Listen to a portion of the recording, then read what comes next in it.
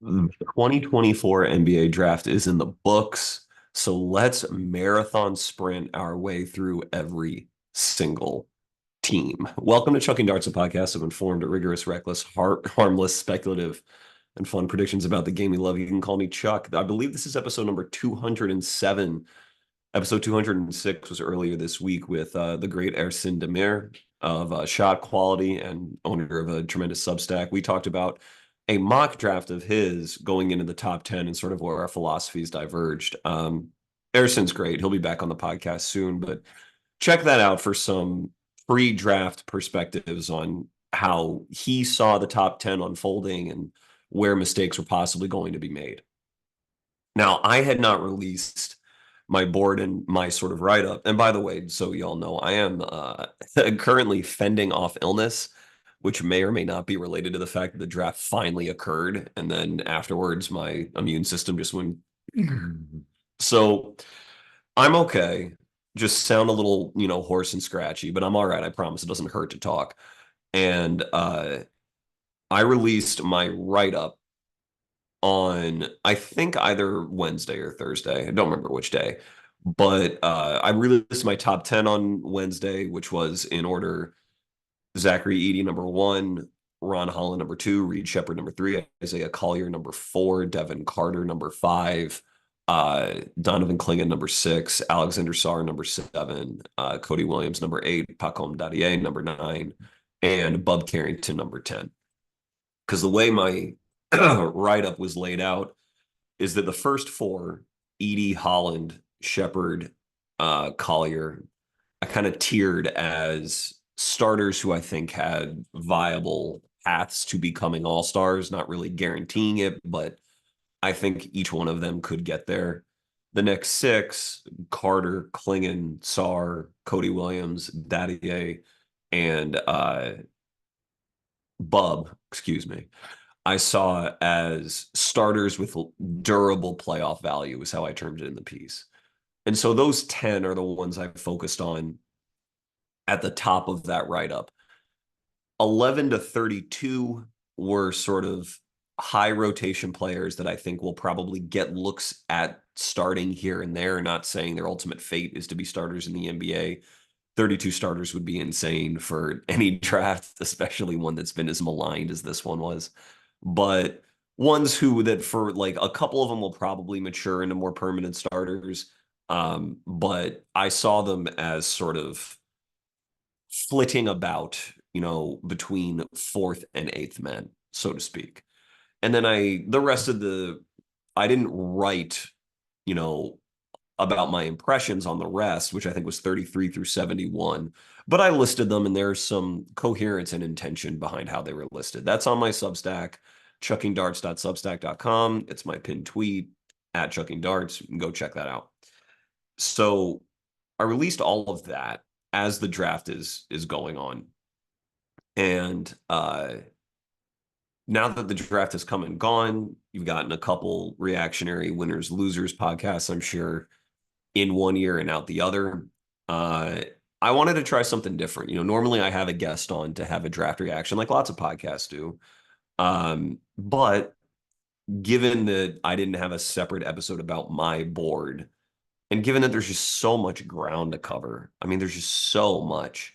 I figured I would just give it a crack myself and just go try to cover the entire draft and the relevant parts of my board as much as I possibly could to give my impressions. Because if I had someone else on here, number one, it would take an exceptionally long time. We would not cover everything. And I just feel like the work that I put in would not be given like its regard and its spotlight, and the work of the guest also, their work that they put in would not be given full due regard and spotlight. So that's what happens when the draft actually happens and your work is finally submitted and it's done. It's very, everyone's got their perspective. And so I just wanted to do my best to get mine out there. So the way this is going to work is I'm just going to start at pick number one, and I'm not going to go picks 1 to 60, but every time I reach a new team, I will discuss all of their picks and all of the players that they acquired. So for the Atlanta Hawks, I will discuss Zachary Risachet and Nikola Jurisic, and I guess sort of the trade they made. They didn't really give up much for Jurisic, but those two players I will discuss at the same time, and then I'll move on to the Wizards. When there was a notable trade like the Wizards trading Denny Avdia, I will discuss Denny when I reach the Blazers, again in order. I will discuss Bub Carrington that they got for Denny when I talk about the Wizards, number two. So that's how it's going to work. Each time I reach a new team, I will discuss everything they did, and then hopefully that is coherent. So without further ado, the Atlanta Hawks draft Zachary Risachet, number one. They acquire Nikola Jurisic basically for AJ Griffin, and I think cash considerations, in the 40s. And if I am bummed to start off on such a sour note, but Risachet is not the player I would have taken. He was in that 11 to 32 range for me, but towards the top. I think I had him like 15th or 16th. And like I said, that group is projected sort of fourth through eighth men. And I talked about in my piece, talked about Risachet a good deal because I knew he was rumored to go number one. And to boil it down, the lack of creativity that's often cited in his game is a big problem. Not just because every best player in their class basically has some form of creativity, unless they're a dominant center, hint hint Zach Edey, or and also because the NBA is so stuffed to the gills with talent and with creative talent that even if Risachet thinks to himself, "Ooh, I'm going to expand my game. I'm the number one pick. I'm going to show everyone what it is I can exactly do." That's not how the NBA works anymore.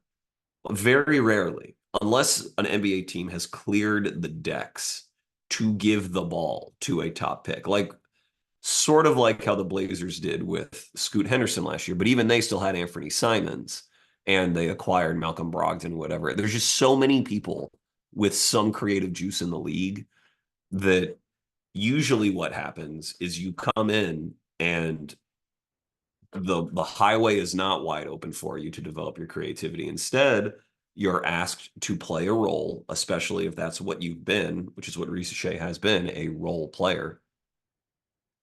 And you just try to thrive in your role. That's what you try to do the best.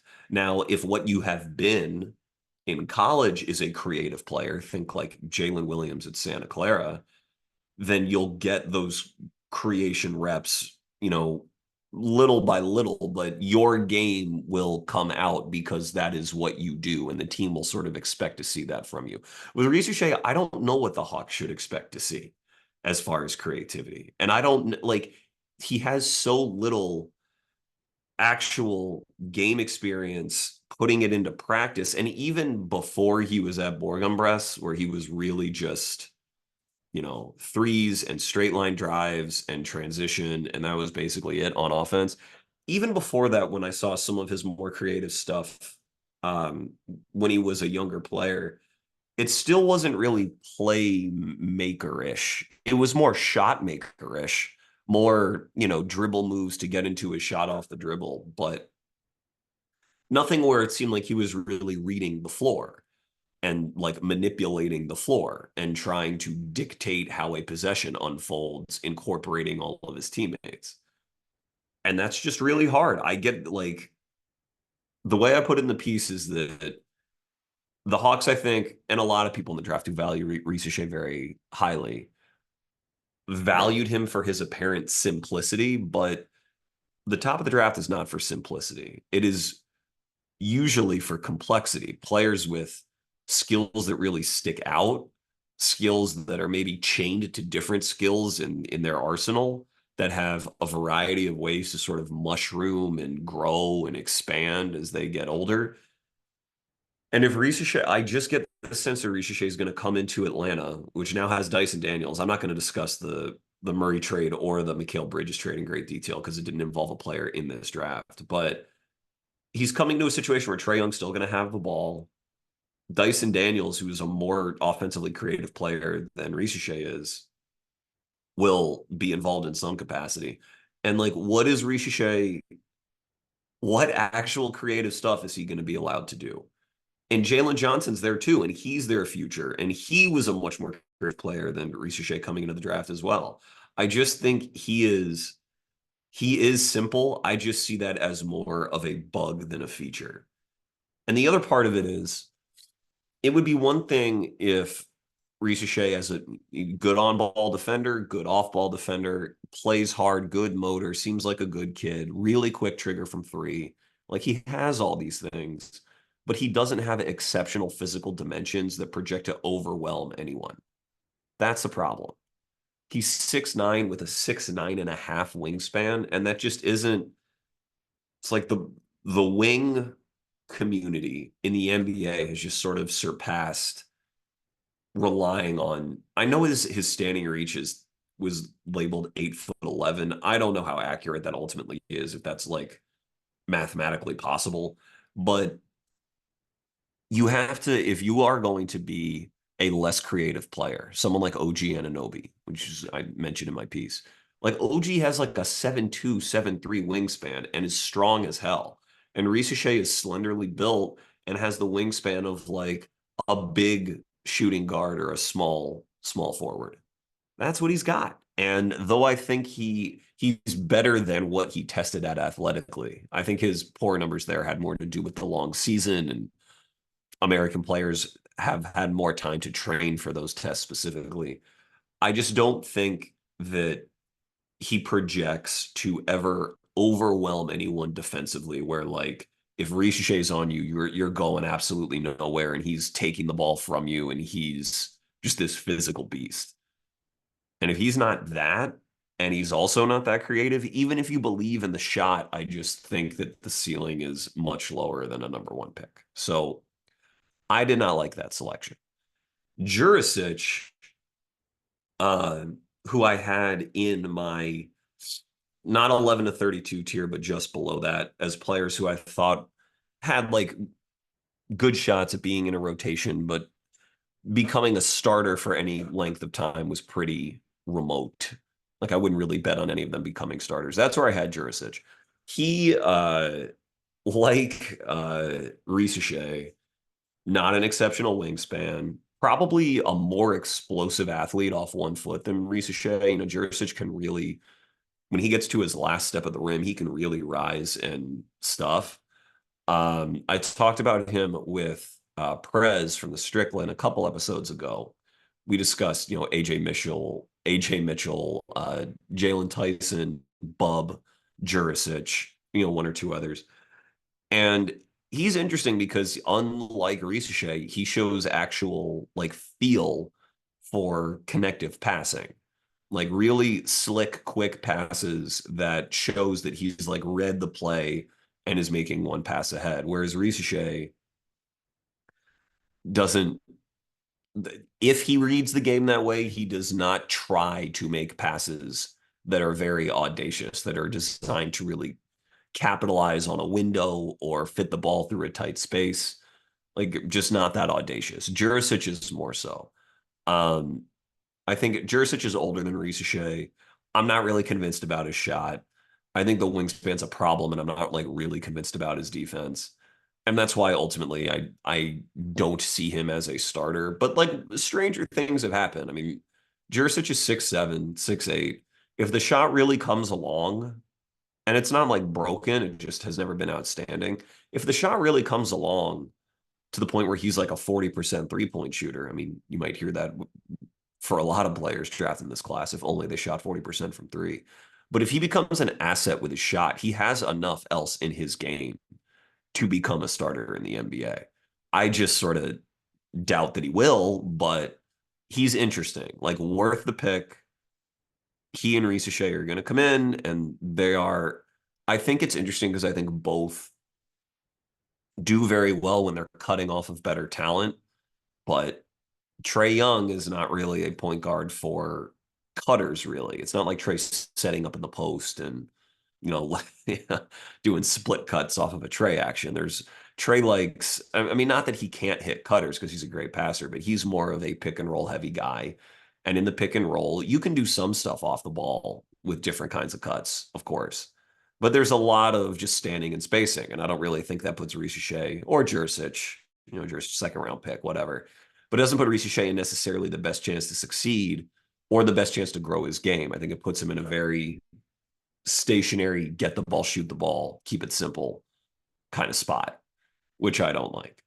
I think if Trey is only there for one more year or something like that, and the team revolves more around Jalen Johnson, then I think as Johnson does have it in him to be sort of a high post kind of hub, or someone who can run inverted pick and roll and then get someone on their hip and maybe run some splits off of that. So I don't know.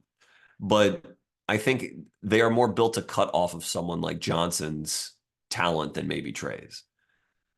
Atlanta's got a long way to go.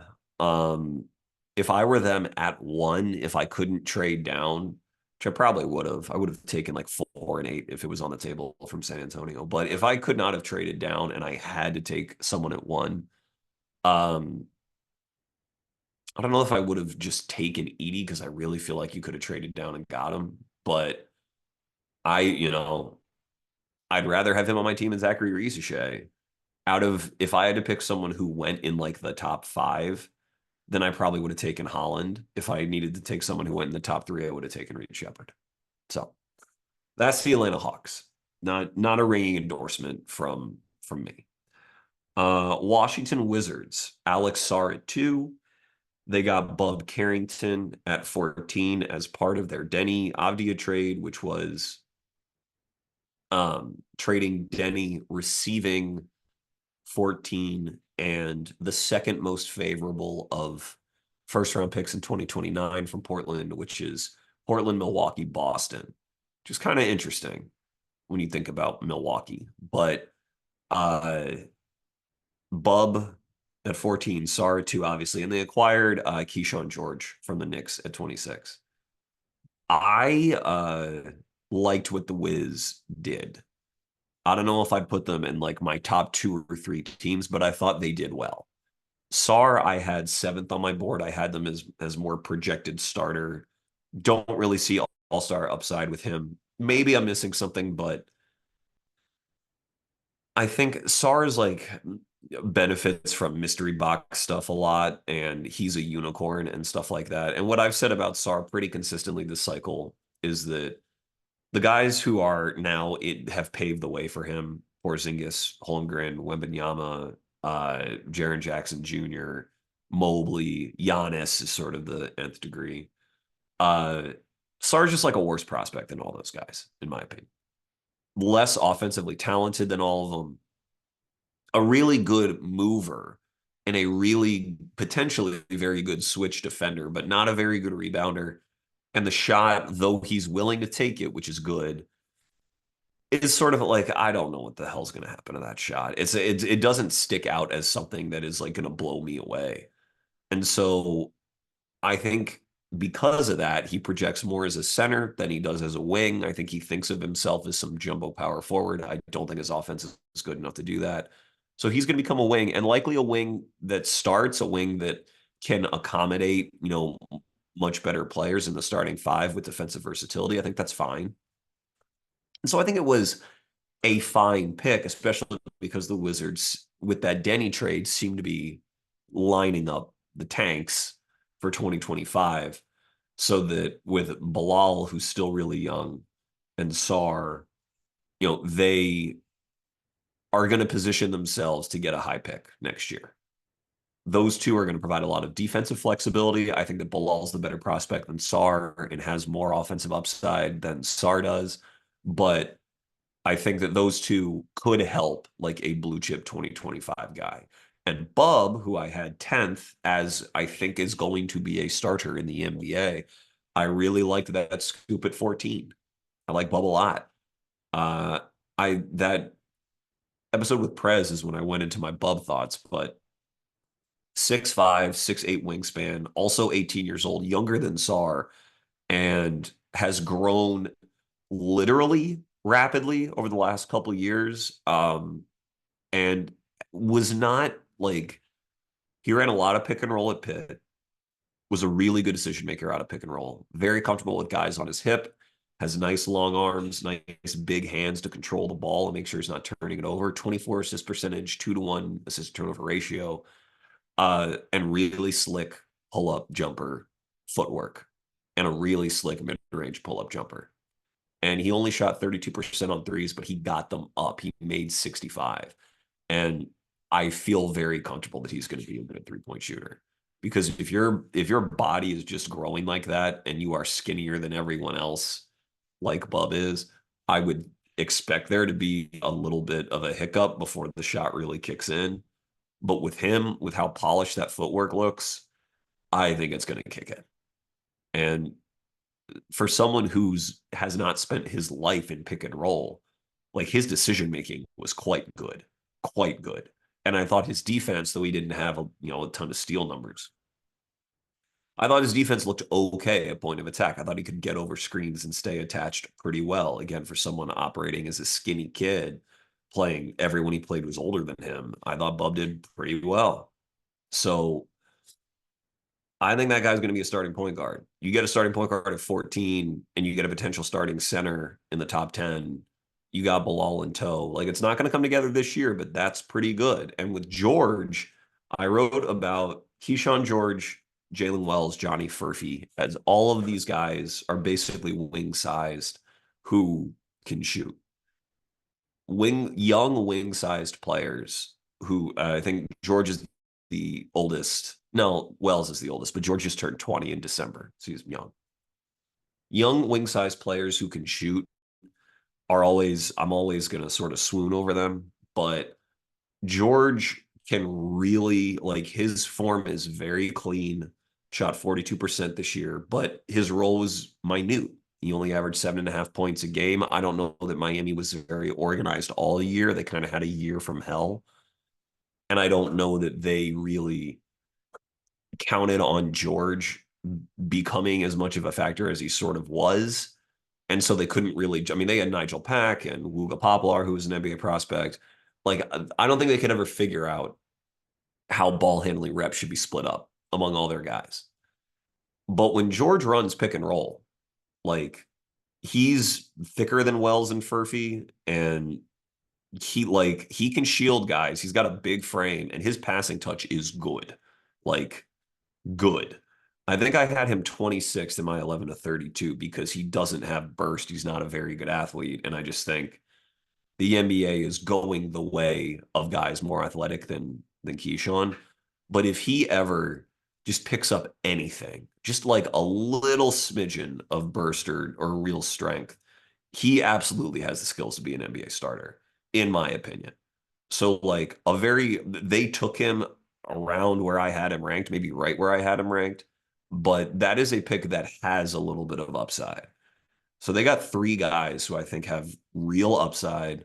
I thought the Wiz did very, very well. Again, because I wouldn't have taken Sar at 2, I'm not going to put them like all the way at the top of my drafting teams, but I thought they did very good work. Um, oh, and once again, 2029 pick, Portland, Milwaukee, Boston. Portland has, I think, all of those picks. They get the second most favorable. And if Giannis is gone, like, I don't really think Milwaukee knows what it's doing, frankly, with development. And Doc Rivers is a horrible coach to develop talent, at least at this stage of his career. So, like, that's not a bad pick to own at all. So I think good work by the Wiz. Houston Rockets at 3, Reed Shepherd. And then in that Jurisic trade, they acquired AJ Griffin, who was drafted, I think, 15th overall in 2022. Really good. I would have the Rockets as like an unambiguous winner. They probably do have them as a winner, but they're not my favorite team from this draft. But they're up there. I mean, Reed, I had him third. They took him third. It's great. And in their specific circumstance, even though I had Holland ranked one spot above him, I would rather draft Reed for the Rockets than Ron because they have so many wing size guys, so many who are trying to like sort their jumpers out and everything. And with Reed, that connective playmaking and his nuclear shooting and his willingness, I think, and maybe preference to cut down his usage and play off of other talent, like a very natural fit. Great pick. Would have made it myself. Awesome. AJ Griffin, I don't know what happened. Like, I have no idea what the intel was on AJ Griffin this past season in Atlanta. Obviously, something didn't click. I don't know what the medicals are because he had injuries as a youth player. And then he had, I think, an injury that he was coming back from his year at Duke. But like, I had AJ fifth in his class. I loved him. Just a monstrously talented shooter with like a big, wide body. Not the most sudden athlete, but like clearly NBA scoring talent. No question. And his body might go in some pretty like interesting physical directions as he matures. So again, I'm not going to say that AJ Griffin is this unbelievable steal because I don't know what's happened in the last 12 months, but a pick in the 40s for him, like absolutely. The only thing is that the Rockets just have so many players that like they might try to make it work this season with their entire young crew and make the playoffs and give themselves like one season to figure it out.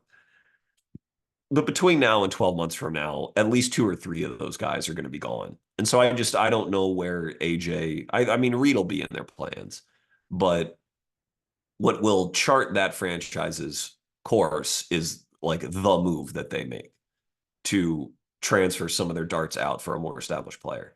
But like as far as talent plays go, yeah, one of the best teams in the class. Good job, Rockets. The Spurs at 4, Steph Castle. They traded Robert Dillingham at 8. I'll get to Dilly more when talking about the Wolves. Uh, they acquired Juan Nunez in the second round, and they drafted Harrison Ingram.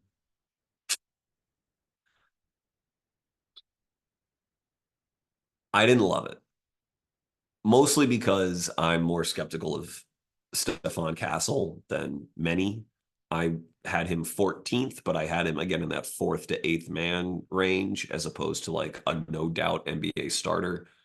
He has the physical talent to be an NBA starter because he's very strong, moves well. Probably in terms of explosiveness, probably just like a B plus kind of athlete, B to B plus.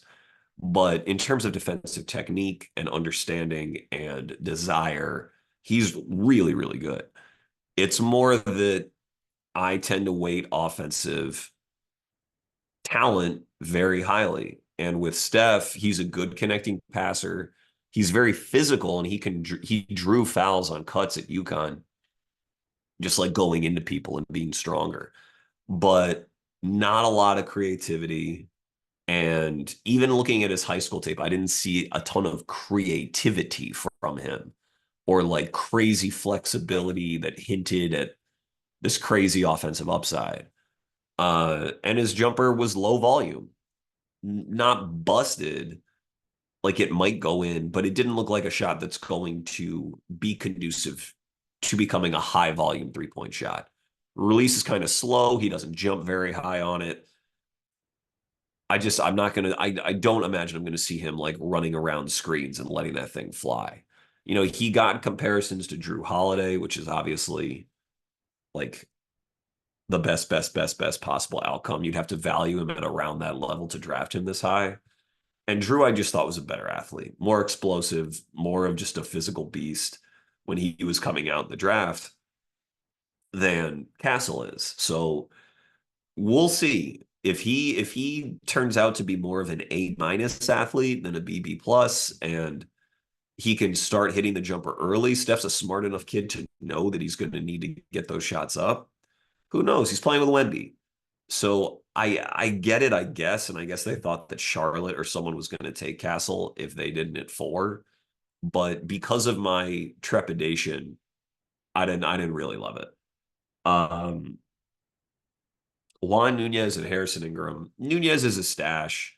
I have an episode coming out with Ignacio Risotto from No Ceilings where we're talking about all the French prospects and Nunez because he was Paco Dadier's teammate and starting point guard. Uh, really good passer. I think he'll probably play in the NBA, if at all, when he's like 26 or 27, and he just becomes a more efficient scoring player. Like it's years and years away. Could if he really comes along as a scorer, as like a below the rim driver and finisher and everything, could he be an NBA player? Like, yeah, he could. Maybe he'd be quite good. If you were to tell me who could like the all-time steals from this draft be, Nunez is probably on the list because his passing talent's that good. And maybe he becomes a really good scorer because he's gonna have the ball in his hands so much. I wouldn't really bet on it. I had him like 50th. And Ingram, I'm not really a Harrison Ingram guy. Smart player, strong player, not a great athlete, 7 foot wingspan. His threes went in this year, but he can't shoot free throws and he can't make a layup. So, not my guy. So, Spurs are sort of interesting. You could see some scenario where it really works. I'm pretty skeptical though. So didn't love their stuff either. Pistons got Ron Holland at 5, and they traded for Bobby Clintman in the second round. Pretty good. Pretty good. They're another team that's organizing the tank. So Holland, I imagine, is going to be given a chance to play, not to start, but he's going to be given a chance to play. I really liked Ron. I'm higher on Ron's jumper than I am Steph Castle's, for example. Uh, had Ron at 2. Love I guess, the defensive theory of him. He's like a very high effort defender, but without Steph Castle's technique. Steph's a better defender right now, but Ron's real athletic and would put up some really good stat lines in the G League. And I understand it's the G League, but you can only do what you can do in the league you're in. And his last I think 10 games or something, he was putting up stat lines that suggest that he could have played in the NBA at the end of last season. Jumper's got to go in, but I think his passing's underrated. His rebounding is good. His defense is going to be good. Great in transition. Too athletic to really like suppress. I like maybe his workouts weren't good or whatever, but if he were to have slipped any like where really lower than 5, I'd be like, what are we really doing? I know that was rumored, but to me, he's just too good a player. So Holland was good. Clintman, kind of like Jurisic, I never really wrapped my arms around him. I had him 40s or 50s. Um, I've never seen Clintman really pop in a game that I'm watching. He pops physically because he's big and he moves around the perimeter pretty well, but as a shooter, it's fine, good, like could be something. Defense, he always kind of seemed to step behind, never really popped with his feel, never really popped with passing feel. So I don't know, but it's a bet on a wing. And in that respect, with Holland and Clintman, I thought the Pistons did just fine. So I'm sure their eyes are set pretty firmly on 2025. They've got to really release some log jams on their roster, whether that's Isaiah Stewart or Jalen Duren or even Ivy or something, because with Asar there and now Holland, you just can't have a center who doesn't shoot. That's just they're never going to be good if they don't have a center who shoots if they're playing Asar and Holland serious minutes. So the Hornets taking Tijan Salon in the first round and KJ Simpson in the second round. Uh I've talked about Salon. I had him in the top 10 for a while. I ended up dropping him to that 4th to 8th man tier. I think I technically had him 20th when I wrote my piece. Uh, he is fascinating, tantalizing. My opinion on him is not much different than what you hear from everyone else who's watched him, which is like, the hell is this guy? He plays so hard all the time. His motor runs so hot, but where is the real pronounced NBA talent, like in terms of scoring or shooting or lockdown defense or whatever? Like the effort's there, the motor's there, but where's the special skill, And because I couldn't really find any, I dropped him. I get falling in love with him. I had, a pronounced flirtation myself. So maybe he becomes really good. He's another really young player with a great frame. He's going to play really hard. I can't wait to watch him in summer league. Um, for the Hornets specifically, I wish he went to a more settled organization. I know that they're turning over their regime a little bit. And so maybe the future of the Hornets, I would hope the future of the Hornets is brighter than it's been the last several years.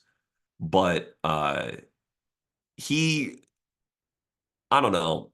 It just feels like they need to figure out how they want to play first. And I think Salon is a player who is in need of a pretty clear structure on the team that he's going to so that they can mold this psychotic, ethic and motor that he plays with into becoming a certain kind of player.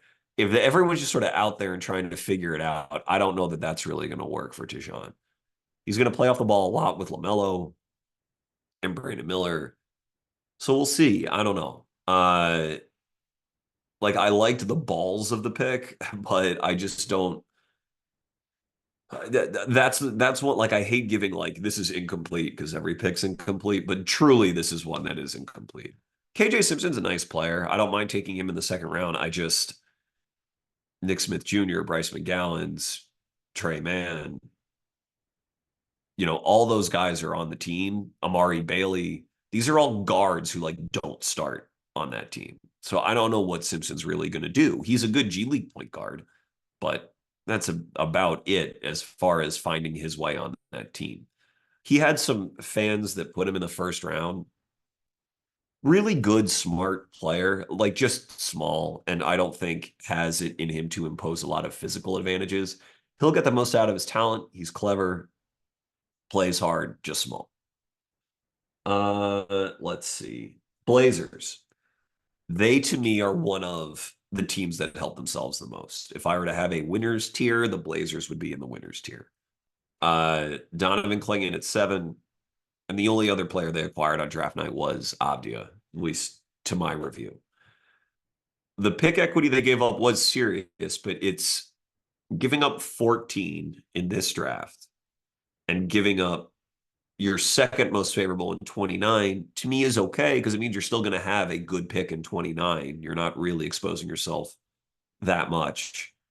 And in return, you get a guy in Avdia who's 23 on a phenomenal contract, and both he and Klingon are going to be good defensive play. Like Denny's good defensively now and has some offensive juice to him, especially as a passer and slasher.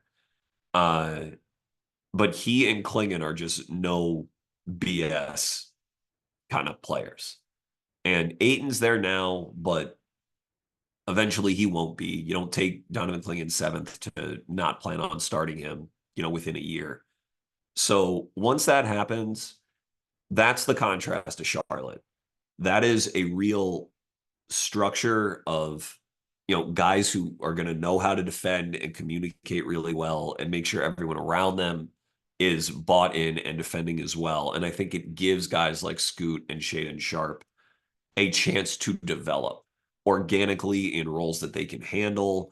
Like Scoot's still going to have a ton of offensive responsibility, but when you have a short roll release valve like Klingon, a guy like Denny who you can develop some two-man chemistry with as well or cutting chemistry with, like that is setting Scoot up to succeed. Sharpe, I'm not as high on Sharpe because I think he's more of a play finisher who's kind of undersized, but all the same, Klingon can actually pass and is a very willing passer. Shea can be a really good cutter and finisher.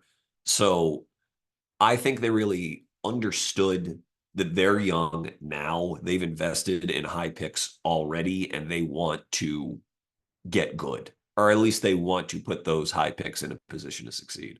I forgot that they sent out Brogdon in that Denny trade, which is also like good for Bub, good for Washington to have that presence there, good for Jordan Poole, just like a vet who they could probably flip into something else. So I thought the Blazers did very, very well.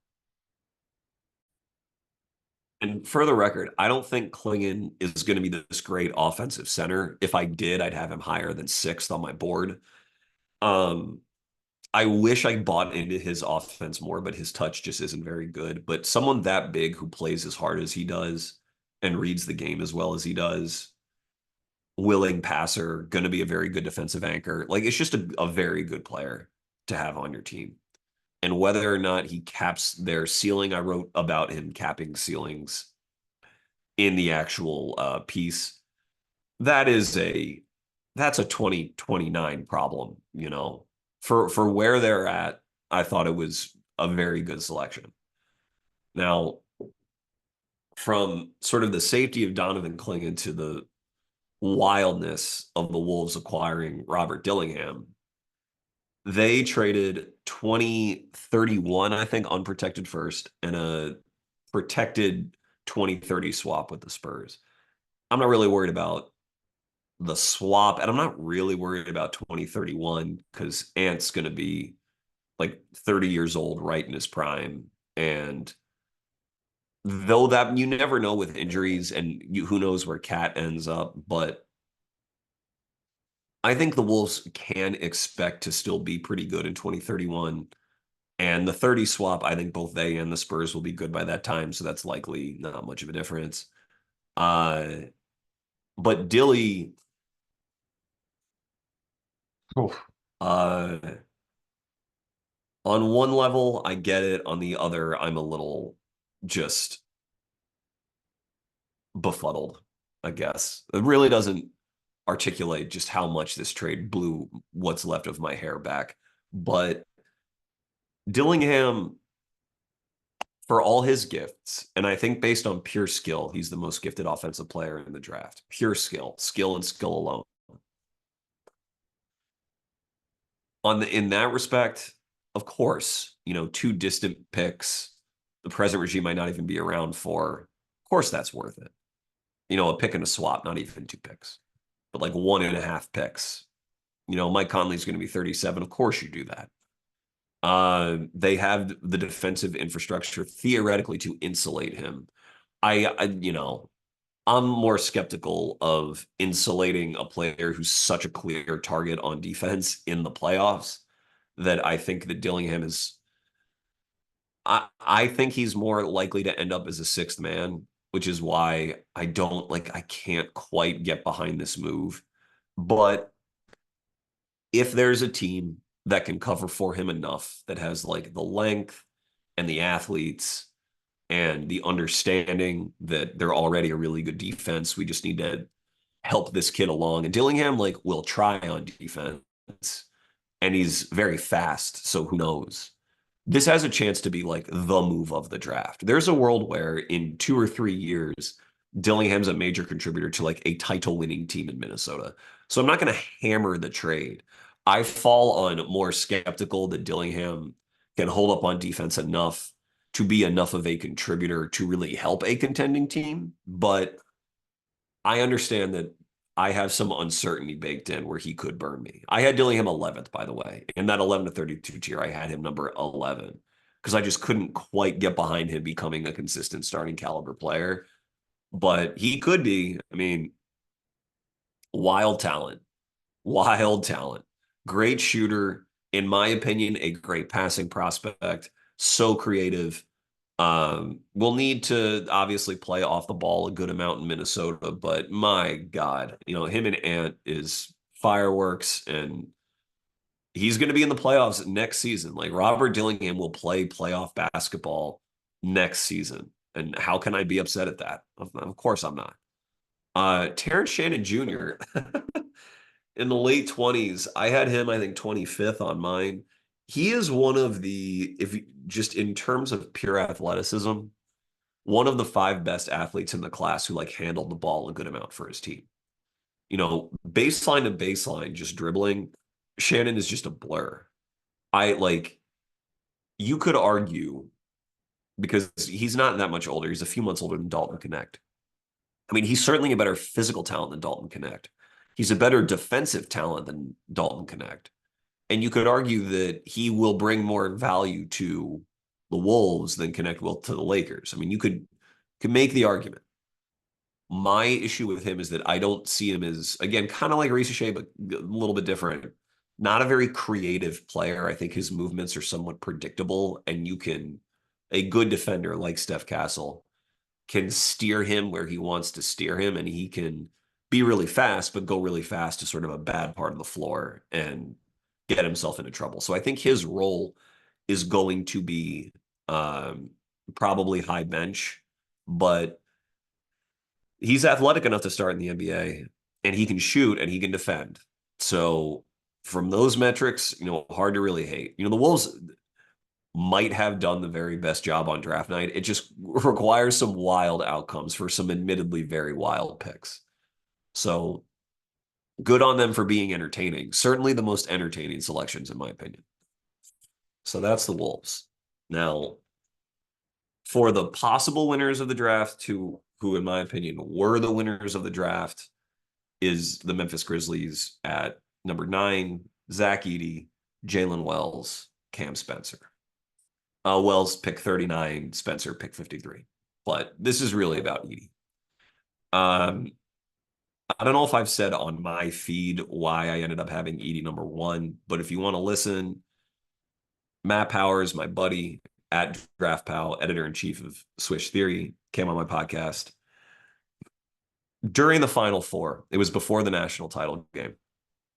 And he talked about why he had Edey number 1. And he was the first person I knew that had that ranking for Edey. And he did a great job laying out his case for why Edey was number 1. It certainly encouraged me to go back and watch him and rethink the way that I thought about Edey. The credit to this one goes to Powell for really seeing the vision. I came around, and though I don't see Edey in his own tier the way that Powers does, I ended up ranking him 1 because I am most certain of his offensive dominance in the NBA. And there are obviously questions about his defense, and he needs to play in a very specific drop kind of scheme. And that's fine. But when you look at guys like Jokic or Şengün, to a lesser degree Sabonis, all those guys have defensive shortcomings as centers. And all of them, Jokic's finals MVP, Şengün was on a top 15 defense last year as a 21-year-old. And Sabonis's defenses have never been very good, but he's found himself in the playoffs a lot. And Edey's a better physical specimen than Sabonis or Şengün. Not quite Jokic, because Jokic has the incredible touch, but Edey, I just think, not as creative a player as Jokic or Şengün or Sabonis. He's not a hub that a playmaking hub, but he is so big and has good enough touch and is so overwhelming as a physical, I guess, a physical issue to deal with on the court that I just think NBA teams, even with NBA centers, are going to have to commit to him more often than not early in his career. And if you're drawing that amount of gravity, and that's what a double team is it's gravity. You're drawing that amount of gravity that frequently, it just helps your offense.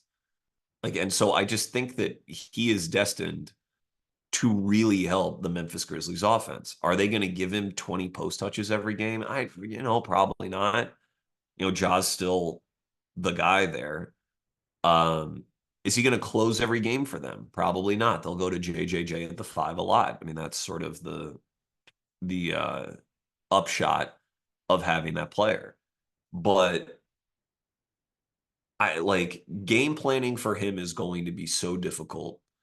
And I just think you're putting defenses in constant panic by having him on the floor. And when the physical talent is that extreme, 7'5" in shoes, 7'10" plus wingspan, generational rebounder, generational free throw drawer and converter. I put it in my piece about his rebounding and his free throws and who he compares to. It's all there, but I just didn't see any other sure thing in the draft than the fact that Zach Edey is going to give people a lot of problems on offense. And Memphis has some defensive insurance for him. Marcus Smart, JJJ, those guys are in their own ways very, very good defenders. But there is a systemic issue in just Ja getting picked off at point of attack and then Edey retreating and drop. They're going to have to figure out how that works. But taking my number 1 player, someone who's going to offer a lot of stability to their offense for a long, long time, makes the Grizzlies a winner. And Wells, I discussed earlier with Johnny Furphy and Keyshawn George, but Wells, I think I ranked him like 23rd or something, 24th. I think he could be an NBA starter. He also needs to put on good weight, maybe pick up a little bit athletically, but he, as a wing, had the prettiest jumper in the draft among wings to me. Prettier than Shireman, prettier than Connect. I love watching that guy shoot off the catch. I think he's so good. And his jumper was good enough that his team, which was not very offensively advanced, like down the stretch, really against their own will, started to give him more driving reps, especially in the NCAA tournament. And he looked pretty good doing it. He's not the most athletic guy, so he went into sort of like awkward floaters and stuff like that. But his touch is so good that they went in. And he can make reads out of that. You commit enough attention to someone, they'll make good passing reads if they're 6'7".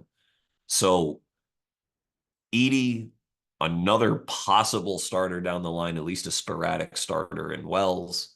And then Cam Spencer, who's old, but has the production as a psychotic shooter who, is throwing up like 3.5 and 4 steal rates. Like that's an NBA player. They got 3 NBA players in this draft, 2 of whom are very good complementary pieces who are just going to shoot the hell out of the ball.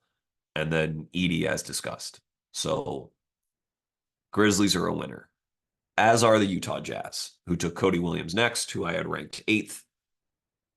They took Isaiah Collier at the end of the first round, who I had ranked 4th. And they took Kyle Filipowski, who had his crazy story come out during the draft, but took him 32nd. I wasn't as high on Filipowski anyway before all this craziness came out. I had him like 26th, 27th around there. But Collier and Cody, I had in my top 10. And my theory behind Collier, who I probably had as high as anyone else did, um, is just that he breaks defenses down. You can say we're just going to go under screens and let him shoot, but I think he was thought of as having a really disappointing freshman season at USC. And it was because they weren't good. But he still scored at like a 57 true shooting percentage, which for a freshman on 30% usage is good. Like it is good. Shot 33% from 3, wasn't that bad from the mid-range.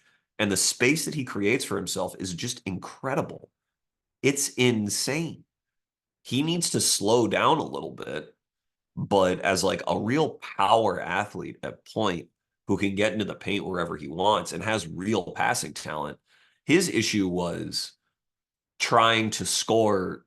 Like, I don't think he is a score first guard forever, because I think I think he has legitimate vision, but he was relying on his ability to get downhill and try to score too much early in the season. And he got into bad angles and would leave his feet and commit these turnovers. But to me, it's that stuff is correctable. He's going to be able to stop on a dime so frequently and throw people off and get open looks for himself and his teammates that all he has to do at that point is convert on the shots. And he's a starting point guard with, like, I think, all-star upside, which is why I ranked him 4th. So Keontae George is an interesting backcourt mate because Keontae, much better diverse shooter, not nearly the athlete that Isaiah is. But for the second straight year, I mean, last year, I love what the Jazz did because they took Taylor Hendricks and Bryce Sensabaugh. I was actually lower on Keontae George last year, but I've seen the error of my ways since. But Collier and Cody this year, Cody's a wing, not a super athletic one, but good dimensions, phenomenal touch. If you have good dimensions of phenomenal touch and you have sort of the pedigree that Cody has, the potential to bloom late, to me, I think it is more likely than not he becomes an NBA starter with touch like that, because I think he'll be an efficient enough scorer. So you got 2 scores plus whatever Filipowski turns into, which is probably an NBA player who bounces around. But 2 legit starters like that with some real upside, Jazz are a winner. Great stuff. Bulls only acquired 1 player, Matas Buzelis, at 11. I think I had him 12th in my ranking. So, pretty reasonable. Chicago kid, that's fine. Matas is one that I couldn't quite figure out that much, or at least to a degree where I felt super confident about him. He has a weird combination of skills. If he shoots, he's a top 10 player in the draft. That's the simple version. He shot well as a senior in high school, but I think before then hadn't shot well. Then he moved up to the NBA line in the G League, didn't shoot well, but shot well on pull-up twos, but didn't shoot well from the free throw line. I mean, you can find enough in there to say, I think this guy is going to shoot. And he is legitimately creative off the dribble and is a good, like, driver and scorer of the ball because he covers ground and he has some deceleration. He's got long limbs to, give himself some unique angles. Like he's good, but never like he would get tunnel vision. He would get bumped off his spot. His shots didn't go in. So he's a real like the idea of him is very attractive, but it needs to actually come together. Like he's not an NBA starter next year, not even close. But in terms, if we're comparing like ideas of players like him versus Salon, Buzelis has the flashes of the kind of stuff that makes someone an NBA starter. Whereas Salon is like, I have no idea where this guy's going. So thought the Bulls did fine. I'm trying to think who else was on the board. I mean, I would have taken Devin Carter because Devin Carter was my number 5 overall pick. I'll get to him in a moment, but I'm not too upset. The other Bulls are like, that's fine. Thunder. Nikola Topic, Dylan Jones for a million second-round picks, but doesn't matter because it's the Thunder, and AJ Mitchell. Uh, I talked about Topic and Dylan Jones with Ben Pfeiffer. I talked about AJ Mitchell with Prez. These are all recent episodes. Um, could work really well. Topic is obviously out with an ACL tear. I ended up having Topic 19th, and in my write-up, I was kind of struggling, being like, is this too low?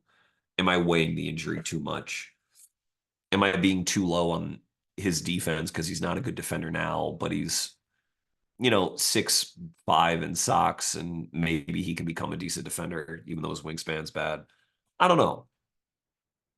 I think he has just too many little things to get better at. I mean, defense is a big thing, but catch and shoot three, off the dribble three.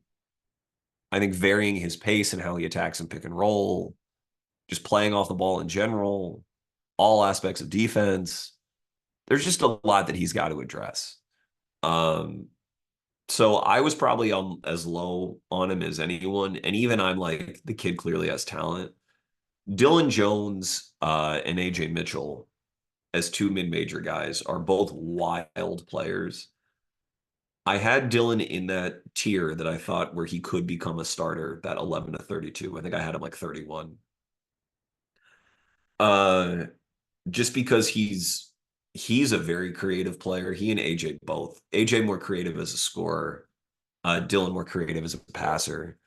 But Dylan's 235 pounds, 6'4", the 6'11" wingspan. It's just insane stuff. A similar discrepancy that Jalen Williams had, but Jalen's wingspan's even crazier. And Jalen also got downhill a lot more easily at Santa Clara than Dylan did. But is there a world where Dylan's one of the best 20 players in the class? Yeah, I think there is. Made his free throws, such a good passer. Just doesn't really create much from a standstill because he doesn't have a burst. And I think as a shooter, I'm pretty optimistic he could become a low volume guy. It's just, again, if you're low volume and your shot's going in, you really have to defend. And again, 6'11" wingspan, check. Really strong, check. Genius, check. So maybe Dylan sticks around. I don't know that I would have spent draft capital to make sure I got him as opposed to trying to think who went after him. Someone like Wells, but I understand and respect that they looked at his production as just a dominant rebounder, dominant passer, physical scorer, and just said, we're going to give it a shot. AJ, struggled with AJ too, but ultimately was less in on him just because I don't know that he has the 3-point volume or the athleticism to really, really, really stick.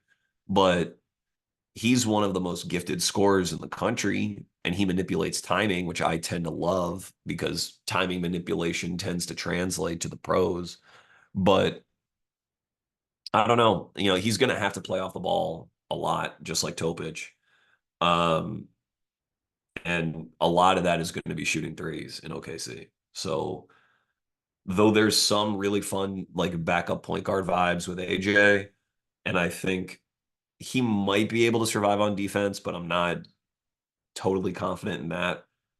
I give that like, okay, sure, unique talent, gifted scorer, has some size, take him, just sort of to a lesser extent than the intrigue I have with Dylan.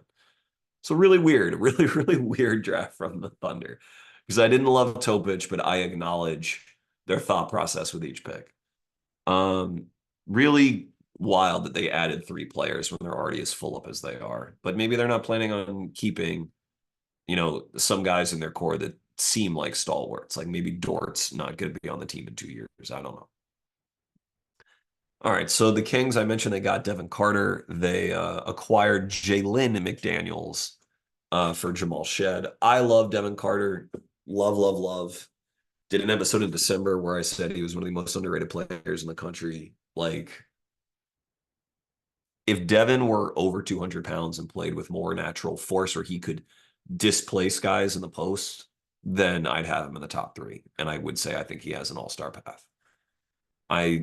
Devin is a great off-ball complement to De'Aaron Fox because he can guard on and off the ball. He can guard point of attack. He can make defensive plays out of his area, turn the other team over. He can be a high volume 3-point shooter, in my opinion. I'm pretty high on his jumper, weird as it looks, because he can really shoot it with range. Really good rebounder, good to very good connective playmaker, did everything for Providence, and was one of the best conditioned athletes in the country. I love Devin Carter. I wish he could impose himself physically on offense a little bit more, but that is an NBA starter to me, which is why I had him all the way up at number 5. Can't wait to watch him. He will be a point. I know that maybe they trade for Zach LaVine or whatever, and so maybe he comes off the bench, and like him and Keon Ellis is a very fun bench duo in Sacramento. But I'm gonna be watching them a lot. Jalen McDaniels, Jamal Shed. I don't really have a lot of thoughts on McDaniels. I think he's sort of barely an NBA player at this point. I want to shout the Kings out though for, I believe, signing Isaiah Crawford as an undrafted free agent. He was in my there's a chance he becomes an NBA starter tier on my board. I think I had him again mid 20s, call it 26, 25. Um he doesn't his he is built like an NBA wing, very strong, 215 pounds, giant hands, has the defensive playmaking stats because if you drive into him, he like you go nowhere and you lose control of the ball and he just takes it from you. If you try to shoot over him, he will bump you legally and you'll have a bad angle and he'll reach up and swat it. Like he's a great defender at his level playing for Louisiana Tech, but he also just plays kind of slow and he's going to have to play a lot faster in Sacramento, obviously, in the NBA in general. So I can see why he went undrafted. He's also had his knee operated on twice, but he has the talent to hang on the floor, especially in like important half court moments, in my opinion. And if you can do that on the wing, then you're worth a shot, certainly. So for Carter and Crawford, Kings are a winner to me. So like them, the Grizz, the Jazz, and the Blazers would be my like top 4 teams in the lottery. Um, we mentioned Bub Carrington already. Wizards would also be like very close to being a winner, but those top 4 probably my favorite. Wiz and Wolves maybe just under. Um, Miami Heat at 15 take Khalil Ware. They acquire Pella Larson, and then they sign Larson's teammate Kashad Johnson in UDFA. Where I think was a very solid pick for them. I think worth where he was taken. They got to heat culture him up or whatever. I think there's lots of questions about Ware's motor, To me, I don't really think it was his motor that was the problem. I think it was his just reactivity and his processing of the plays that were unfolding in front of him. And I think he would get discouraged if he sort of made bad decisions, which he would make bad decisions because the game moved a bit too fast for him. They're going to have to work on that with him. But the Heat are a good organization to help someone along in that area. And uh, he's 7'1" with a 7'4" to 7'5" wingspan who can legitimately shoot and is just 20 years old, or looks like he'll be able to legitimately shoot. So the pretty good dart to Chuck in the middle of the first round. You could see him again being a weapon and being on the floor in very important moments if he gets his positioning down enough. Because everything else, just sort of rebounding and finishing lobs and operating as a roll man and popping, like he'll be able to do that stuff. He should be. It's just a matter of understanding the game at a high enough level. Larson, I don't really care about. He has great numbers, but his usage was so low as a 23-year-old player, 22-year-old player that I'm not too optimistic about him. But he's someone that, Heat like to drive and kick, drive and kick, drive and kick, drive and kick. He can do that. He just, I think, needs to have a quicker trigger on his three, and he needs to finish like more emphatically when he has a chance to finish in the paint. I won't say he has no chance to be like a second contract rotation player. I'd be surprised though. But Kashad, who they got in UDFA, I think I think is the last guy in that 11 to 32 tier that he and Crawford were the ones that didn't get drafted. So everyone 11 to 32 got drafted. Obviously, 1 to 10 got drafted, but Crawford and Kashad were the ones who I thought had real chances to actually start in the NBA who went undrafted. Isaiah had, low major experience and injuries. So I understand that. Kashad played 4 years at San Diego State and then 1 at Arizona. And he was not like kind of like Reese picked all the way at number 1. Not a creative player. He's a play finisher. Cut, dunk, shoot three, shoot three. And this was the first year he really shot threes, but he made, I think, 30 of them. And it looked pretty good to me. Like he would take them above the break and not just from the corners. And it's 6'8", 240. He's one of the best run and jump athletes in the class. Just an absolute beast.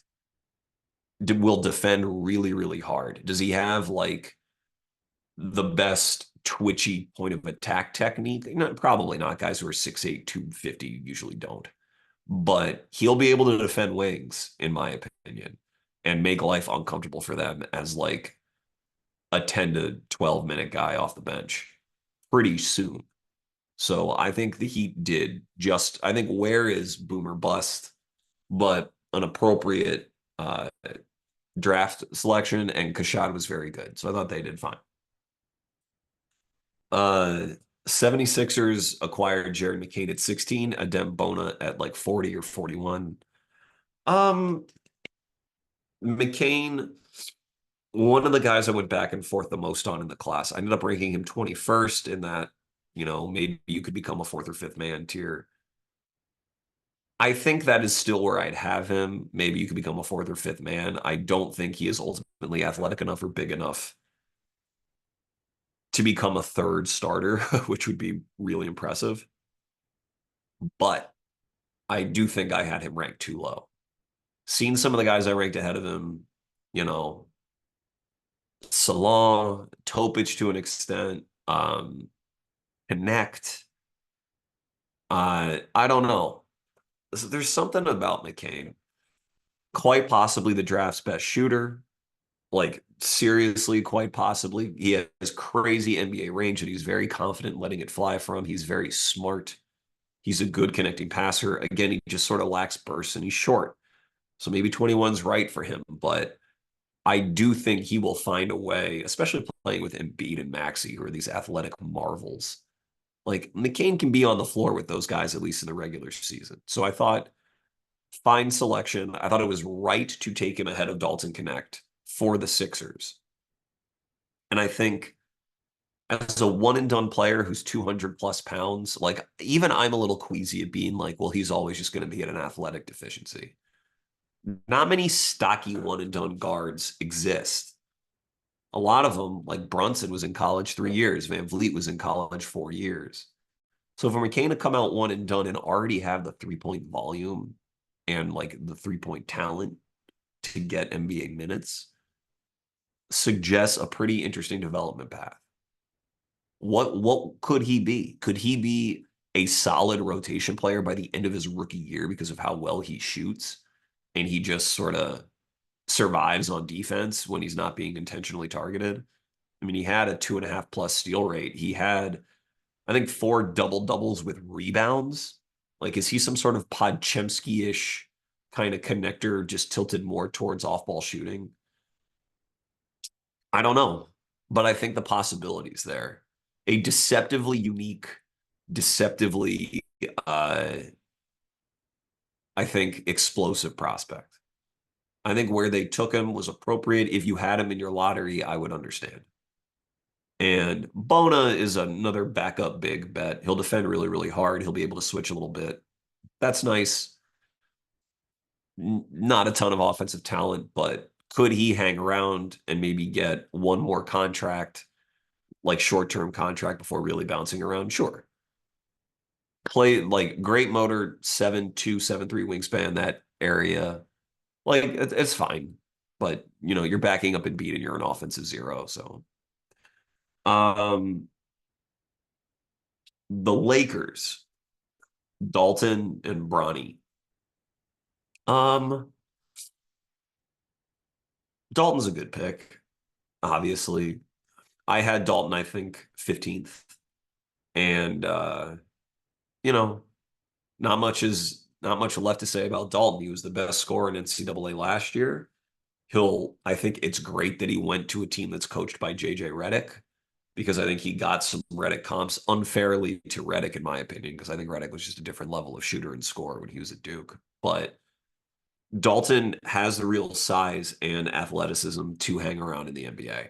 I don't know that he's a guaranteed starter because he's old and his passing still really isn't there and his defense is not really there yet. But he's never really been asked to defend. So we'll see how that looks.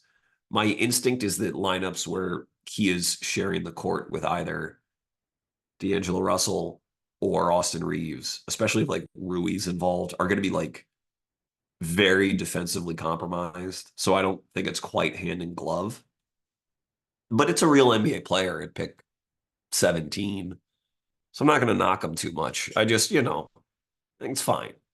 And if there's a world where he can really handle more offensive scoring load, not necessarily on the ball, but just running lots of sets for him, as an off-ball player, then he has a bit more offensive upside.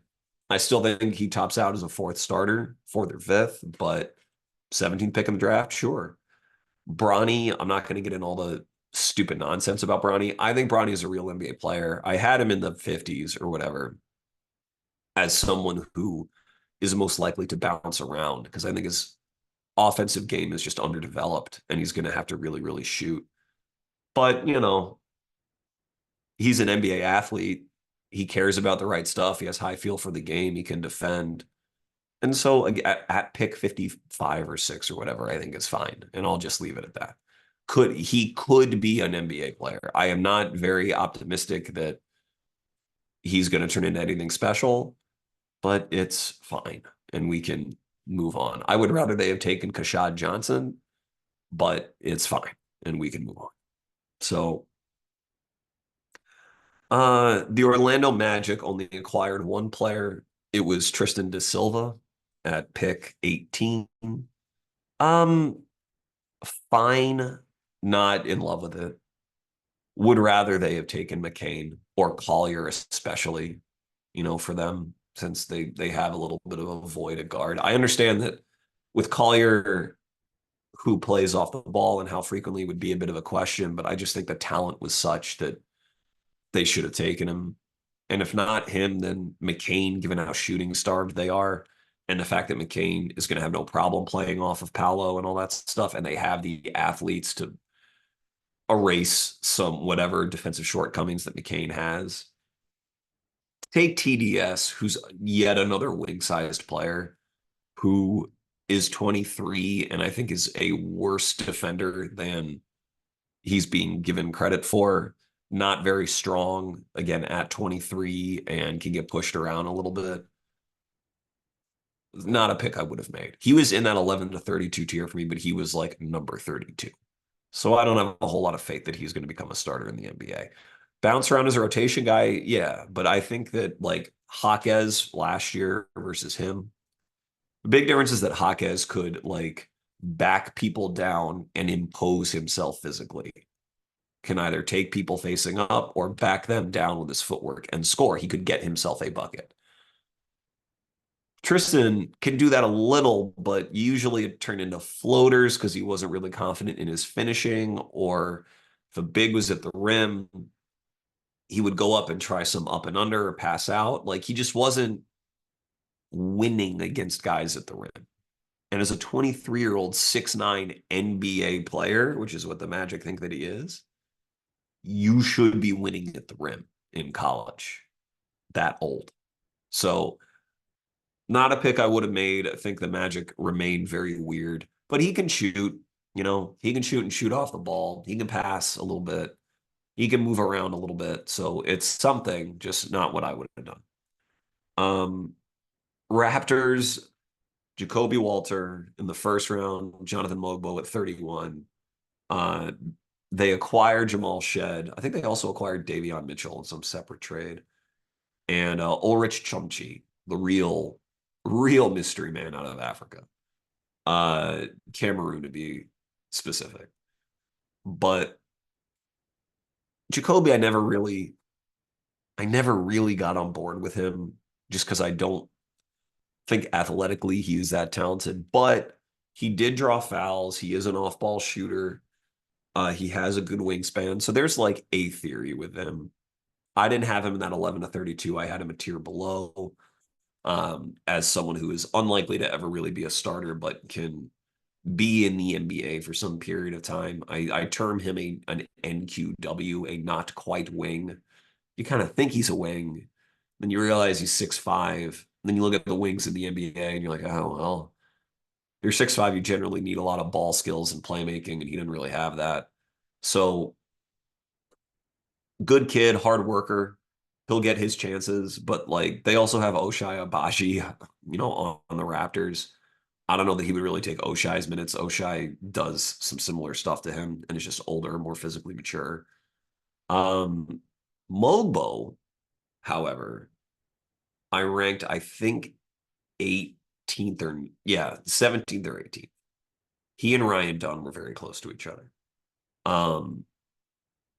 Mogbo is like a very good personal friend of Scotty Barnes. That helps explain the pick, obviously.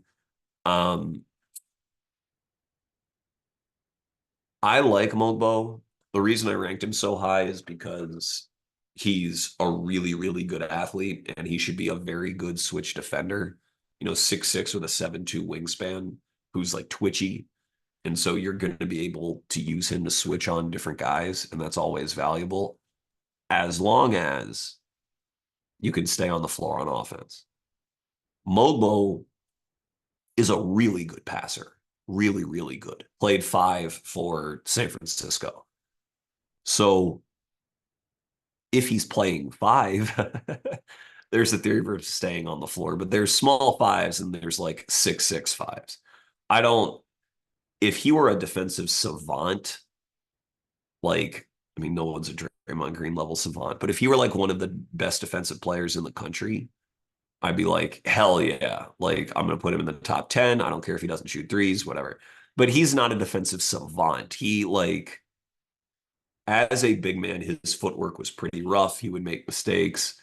He didn't shoot a single three, at San Francisco or the year before. And I think he only got up 2. So he didn't make 1. And I think he only attempted 2. So, 3-point volume matters a lot to me. And that might mean that he doesn't ever make it. But I think his shooting touch is actually okay. And I think the Raptors are going to be like, yeah, you need to shoot threes. And he's like, yeah, I know. It's time to start shooting threes now. And I put him in the top 20 just because if he's on the court, if he's good enough to be on the court, he's going to be valuable. with how he passes and how he defends. He also was second in the nation in dunks behind Edie. Like he's an NBA athlete with an NBA level brain and NBA level dimensions. It's that shot though. So I put it where I felt like I'm fine passing on guys on beneath him, which include like Topic. So maybe that was silly, but like I just guys who can defend, project to defend in really big moments like Mobo, I just think are exceedingly important. So, and I had Dunn just ahead of him. I'll get to him when I get to the Suns, but like much the same theory. So, an interesting pick. I mean, Scotty Barnes needs shooting around him, especially because they have RJ Barrett now and they need all the shooting they can get. So I don't know that even though I think Toronto cares about Mogbo and is going to invest in his development, I don't know that the personnel fit is ideal for him. But it's a worthy shot to take at 31. Shed and Davion are hilarious that they're both backing up Emmanuel quickly, at least sort of on paper. Because I mean, you could certainly have one on ball nonstop pest, but you really can't have two that you plan on giving minutes to. Shed is small, but incredible athlete, really, really good passer, really good point of attack defender. Worth a chance, but again, between him and Davion and Mogbo, it's just three guys who are like shooting I'm just not sure about. And so I don't know if Shed actually catches on in Toronto or if it will be elsewhere. But love him. Think he will have his moments in the NBA. I just don't know that he'll ever find like a permanent, you're signing a 3-year contract kind of home. Chomchi, sheesh. Raptors are so strange, but I had Chomchi in the early 30s, outside of my this could possibly be a starter tier. But I don't really know what the hell to do with Chomchi. I mean, he turns 19 in December. He shows some talent as a short roll passing center. But on offense, all he really wants to do is shoot threes. That's how he's been brought up. And on defense, he has very active hands, but he's raw with his footwork and everything. Like, may never come together for him, but if he grows another inch or two, because again, he's the youngest player in the draft, then like if you're as athletic as he is and he's athletic and you're 7 foot 7'1" with like a 7'5" wingspan, then yeah, sure. So as raw as he is, as little sort of game exposure as he's had, a little bit of feel with these athletic dimensions and a solid motor and confidence, because I think he comes from a very good background. He seems like he's very smart, goes a long way. So I didn't know what to do with him, but I think certainly a good second round swing by the Raps. So again, three non-shooters and Jacoby, who I don't really believe in. Like I can't really say the Raptors were a winner, but I understood the thought process. Certainly understood the thought process, and hopefully, just really one of these guys really actually pops, especially out of Mungbo, Chomchi, and Jacoby. Hopefully, just one of them. But I'm really thinking about Mungbo and Chomchi because I like them a lot. Okay. The Cleveland Cavaliers took Jalen Tyson. Didn't acquire anyone else on draft night, just took Jalen. Jalen, I've been a proponent of for a long time. I had him in my lottery for a long, long, long, long, long time. And that 11 to 32 tier obviously encompasses a few picks in the lotto. I ended up at the very last minute moving him down just a bit, only because kind of, I mean, he's not a similar kind of player to Jacoby Walter, but he is sort of like an NQW, a not quite wing, because he's six. I think he's probably 6'6" plus, maybe pushing 6'7" in shoes. 6'8" wingspan, which is kind of short for a wing, and not a crazy explosive athlete. He's a strong athlete, and I think, has it within him to play at least sound defense. But at Cal last year, he didn't defend much. And at Texas Tech before that, which is a school more known for its defensive reputation, He was like okay, like he can move across the court okay, and he is strong. He can rebound, very underrated rebounder. Um, but I just there wasn't a ton of defensive playmaking from him. And I still do worry, even though he's strongly built, I worry with his ability to get over screens. I think that sometimes if you're a bit thicker, that's a bigger target for someone to screen you. And unless you are really practiced with that technique, I think it can be kind of difficult to avoid, losing your man. And that's kind of how I feel with Jalen. Now, having said that, I do think that Jalen is one of the 14 most talented offensive players in the draft, which is why even though I dropped him into the 20s, I still have like a romantic, just say like a romantic attachment. I still have a great deal of fondness for Jalen. He really good handles, talked about him with Prez on that episode. I think as a shot maker, he has a lot of talent. Really quick release, and I just think he's a very, very good shooter who, on a lower diet, is like a legit NBA catch and shoot shooter at least. I don't, we'll see about his movement, but I think as a relocation shooter, he'll probably have some value there. And I think as a passer, there's another reason I moved him down a little bit is that I blamed a lot of his turnover issues, which he had some turnover issues on his big Fardaws Amac, who I didn't really like at all at Cal. At Texas Tech the year before, his teammate was also Fardaws Amac. They transferred together. So, but he was still a supporting player. His usage was much lower at Texas Tech, and I still saw his pass placement be very inconsistent. And so I think that it's something that he can improve to where he becomes an acceptable connecting passer. Like I think he has the vision to do it. It's just really a matter of making those passes accurately. And I think he can be a solid bench scorer. I think he's an NBA player. And I just think that whether or not he's a starter, he'll have to have some defensive accommodation around him. I don't think he's going to provide that much defensive value to other stars, which I think makes him more of a bench guy. But as a clear NBA player and as someone with real offensive talent, real deal, like three-level scoring with some passing talent and like legit feel, Cleveland did well to take him. I don't really have an issue with the pick other than the fact that Collier was still on the board. And even with all the guards that Cleveland has, I still would have taken Collier because who knows how long Darius Garland's going to be there or whatever. And just, I know I already talked about the Lakers, but I found it ironic that they passed on Collier for Dalton to connect and then obviously took his teammate Bronny. Um, I get it with Dalton. I do. If D'Angelo Russell isn't the long-term piece there and they don't know if Austin Reeves is going to start at point guard for them or not, I don't know.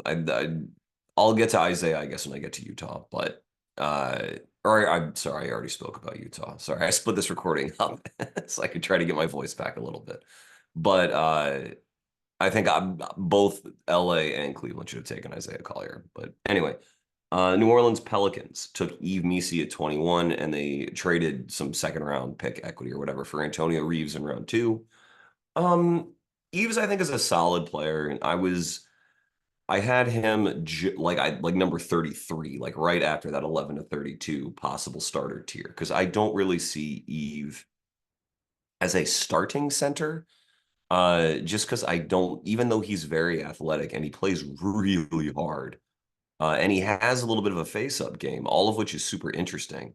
I think he is not going to be a shooter, and I think that he doesn't quite have the physical dimensions. He's like 6'11", 7'2" wingspan. Doesn't quite have the physical dimensions to start full time. But he's an NBA player, certainly. That with how well he runs the floor and how hard he plays, how well he gets off the ground, that's an NBA guy. I could have ranked him higher with non-shooting bigs in general, I tend to rate them lower. But I think taking Eve at this time again was fine. Should have taken Isaiah Collier, but I guess they just traded for DeJounte Murray.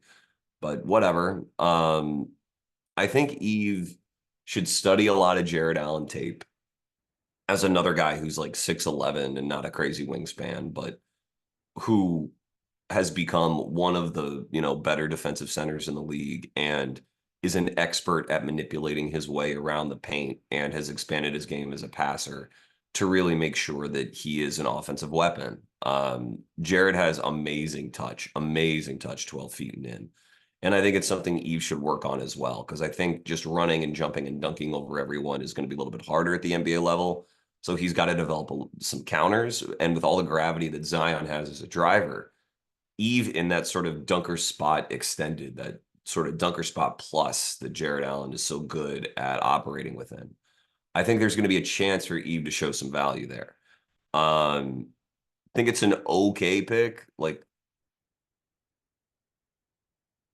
a fine pick, but he's got to do some work, especially for a team like New Orleans that wants to be very good very, very quickly and is probably expecting Eve to contribute right away. Uh, I don't know that the timeline exactly matches up. I mean, they also just got rid of Larry Nance, so they have minutes for him, and they're not resigning Jonas Valanciunas. So they really, really got minutes for him. But he'll get a shot. He'll get a shot. Just study a lot of Jared Allen tape. Antonio Reeves, a second round pick. I had as a draftable player, someone likely to bounce around, doesn't quite have the size on the wing to start or the athleticism really to start. But look, really, really good shooter. No question. And it's 6'5" plus ish. He took the best defensive assignment on the other team lots of times.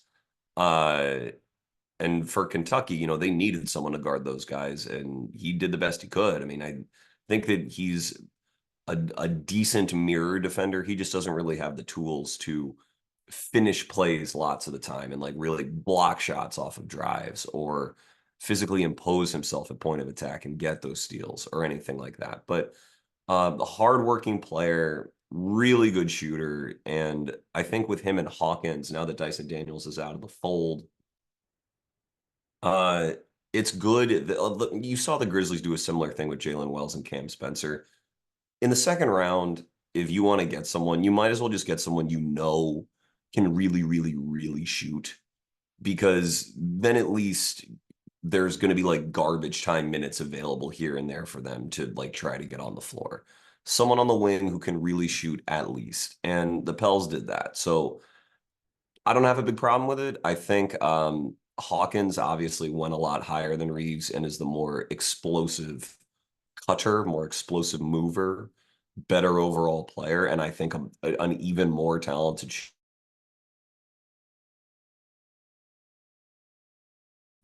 I think if Eves doesn't really come along with that touch kind of stuff, then it won't look like a very good draft, obviously. But I understood the thought process with them. So I think probably like an average fine job by them.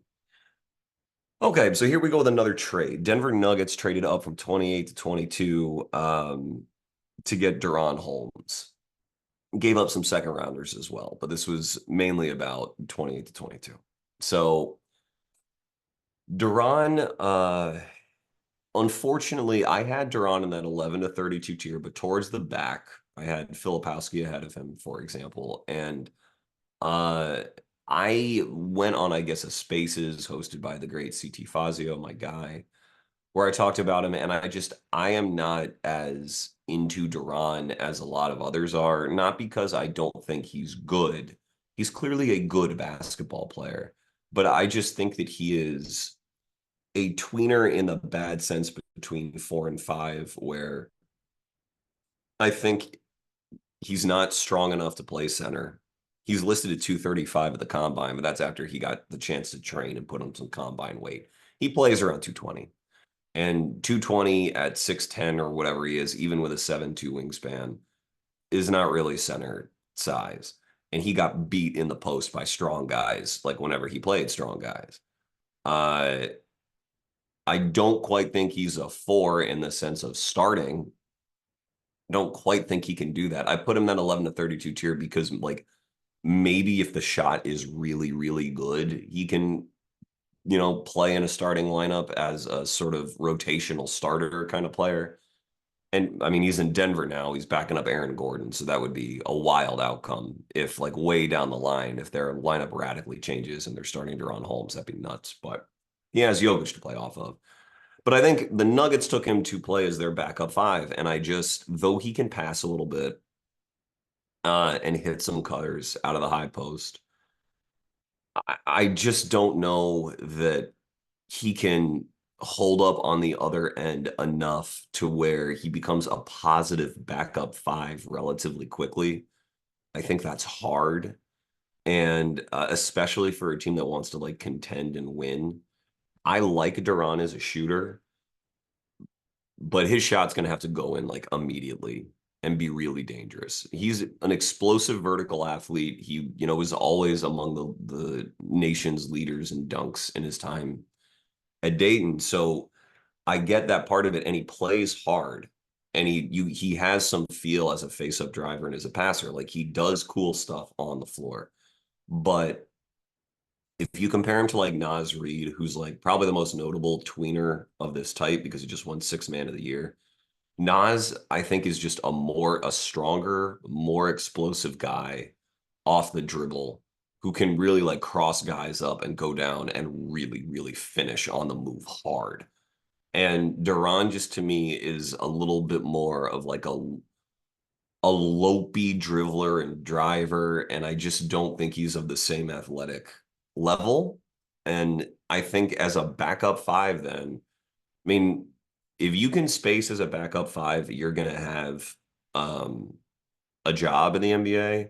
But like Jalen Smith from Indiana, I think they just non-tendered him or whatever, or they're not re-signing him. He's going to be a free agent. He's going to be going to his third team, and he'll get a shot somewhere. But like, it's the shot really better go in because if you're a defensive liability, then you're not going to get tons of minutes on any good team.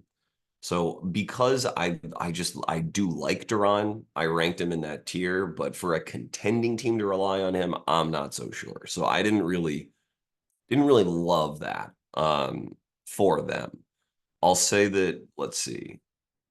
Having said that, the draft that I really didn't understand in this section in the 20s was the Milwaukee Bucks, which AJ Johnson and Tyler Smith. They took AJ at 23 and Tyler at 33. That's about where I had Tyler ranked. I think that's fine in a vacuum. Interesting player, like clearly a good shooter, probably a better shooting talent than Duran Holmes. Um, and can shoot from anywhere on the floor, just a really kind of iffy defensive mover. And you wonder where his position is defensively. And he's probably going to go back to the G League. Again, the Bucks are a contending team. Are they relying on him to eventually replace Bobby Portis or something? I don't know. But AJ in the first round, look, I know AJ was a high profile prospect.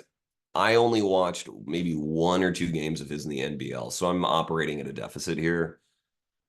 I didn't really expect him to be in the draft. When I watched him at the combine, where apparently he did so well for himself, I didn't really see it. He's an NQW, baby. Those not quite wings. You got to be wary of him. He's 6'5", I guess, 6'5", 6'6" in that area, and like light as a feather, and didn't show much of value in a professional environment last year. And so that's a long-term draft pick, but Doc Rivers doesn't develop young players. I just don't.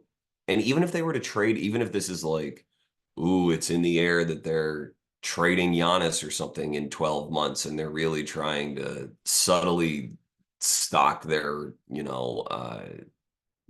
chest with darts. I just I suppose if that is what they're worried about, if they're trying to do some two timelines nonsense, their Doc's not going to be their coach through that process. So like, are you insane? That's Doc Rivers. Like, absolutely not. And I don't like if you were going to do that, then just take Isaiah Collier. I don't know why they would like AJ Johnson more than Collier. That doesn't make much sense to me at all. So, really, like just a draft that I don't think made any sense at all. So didn't like that. They would be close to the bottom of my grades if I were giving grades.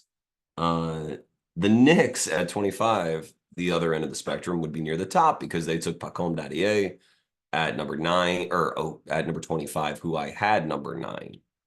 Um, and then they took Tyler Kolek, Kevin McCullough Jr., and Ariel Hukporti. They took Ariel and Kevin in the 50s.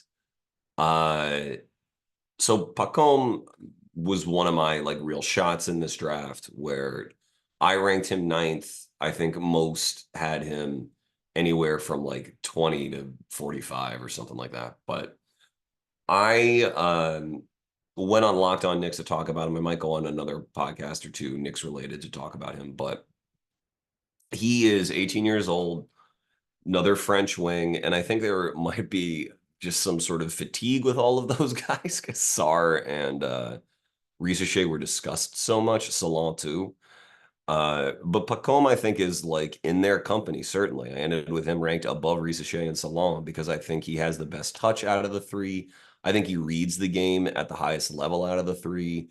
I think he went third out of the three because he is not this like blinding clear physical talent. You know, Salon has these giant strides that he takes and has a 7'2" wingspan and just sort of looks like a giant out there, even if he has some flexibility concerns.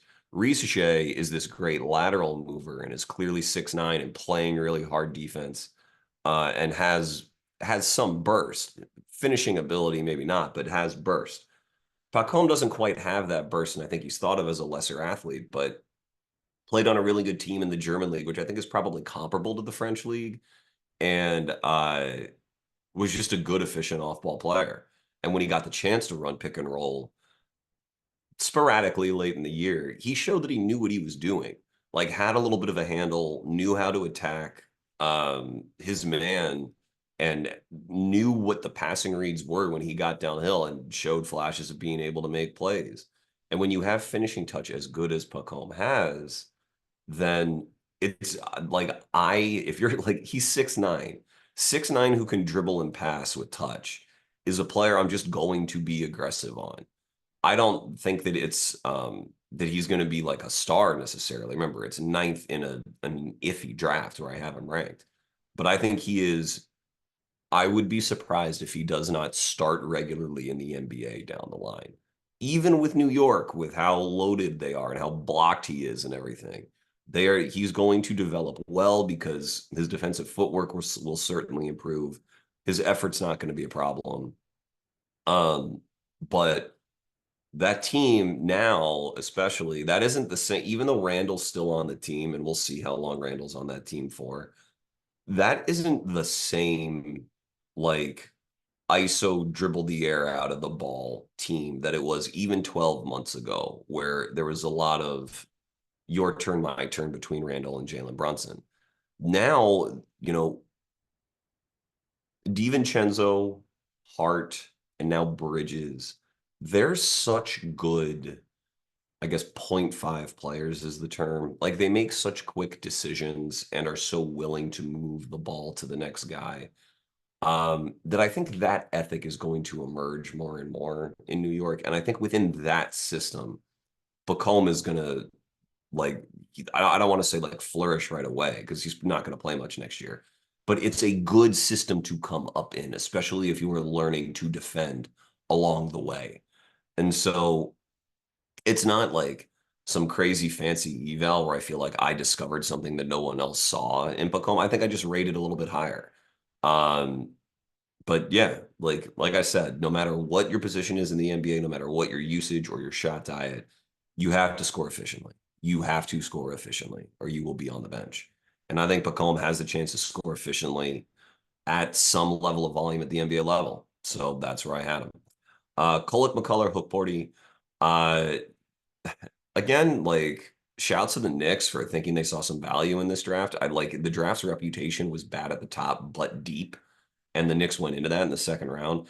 Kolek, I was like, had as a clearly draftable player, but I preferred McCullough, even with McCullough's injury concerns. They have them both now, so who cares? But uh, I think Kolek is going to have a challenge being a backup point guard for a team that wants to like win the title right away. Kolek is a good shooter, not a great one because he can't really create much space. And I don't know that he has real NBA range on his three. He has college three range, but not sure about NBA range. Um, he's a very good passer when a passing window is there. I don't think he does a great job at creating his own passing windows, and he had a great pick and roll partner in Oso Ighodaro at Marquette that kind of like Jared Allen, but in the college game, really that dunker spot extended. He was great at moving around there and hitting shots from within there. So like a great release valve for Tyler. If Tyler had a finishing angle that wasn't great because he's only 6'2" with like a 6'2" wingspan without much hops, like there was always a safe option in Oso. But if Tyler ever did get an advantage, very good passer, very quick, like to see the window and to hit it.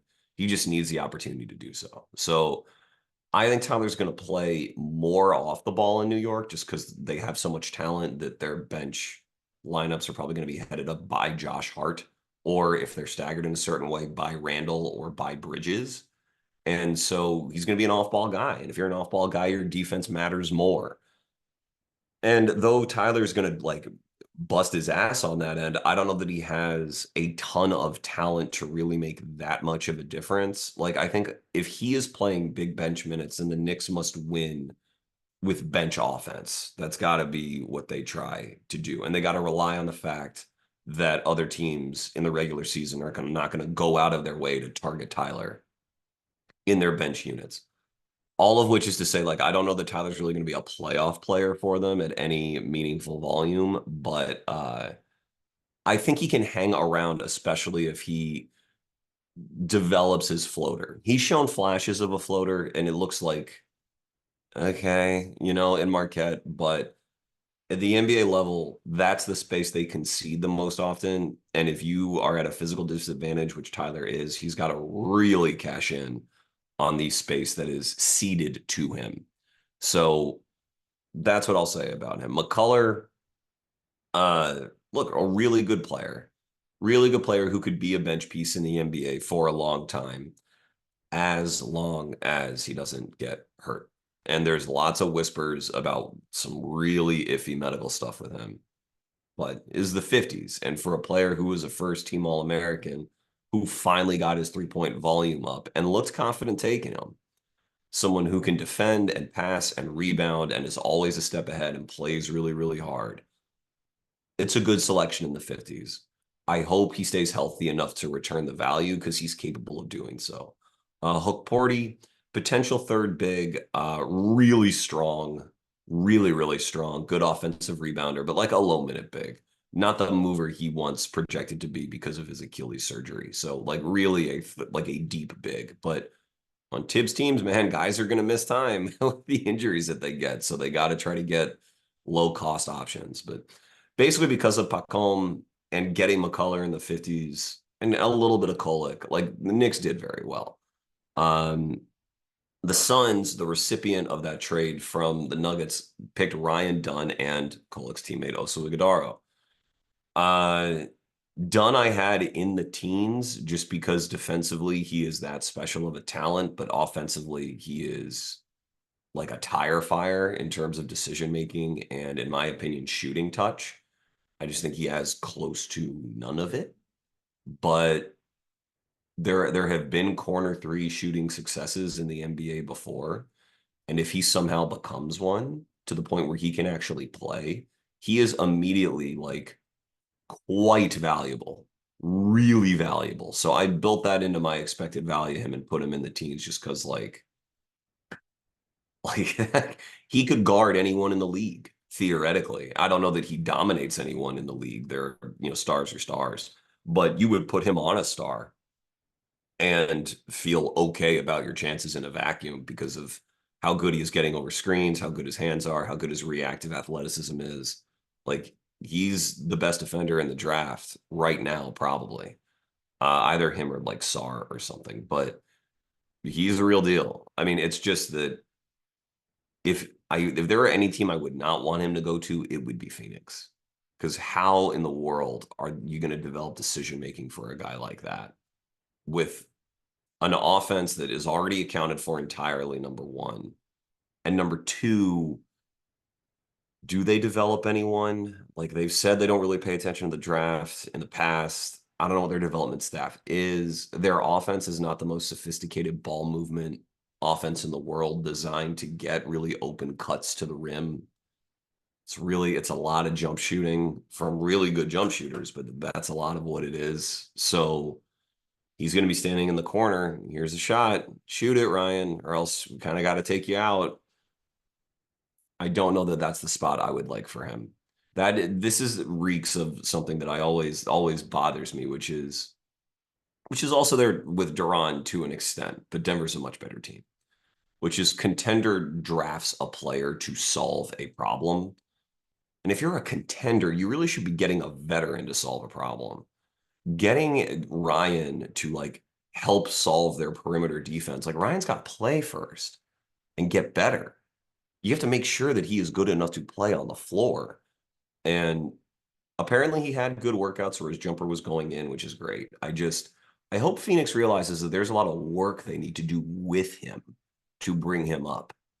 If it were a different team, I'd be much more bullish on it. With Ryan, I just don't know. And with Oso, really good player. Like I said, I don't think he has quite the physical dimensions to be like a starting five. I had him around 50 or something, like draftable player, but destined to be a backup. He could hang around as a backup though, because he has that touch, and I think he'll be able to switch on defense.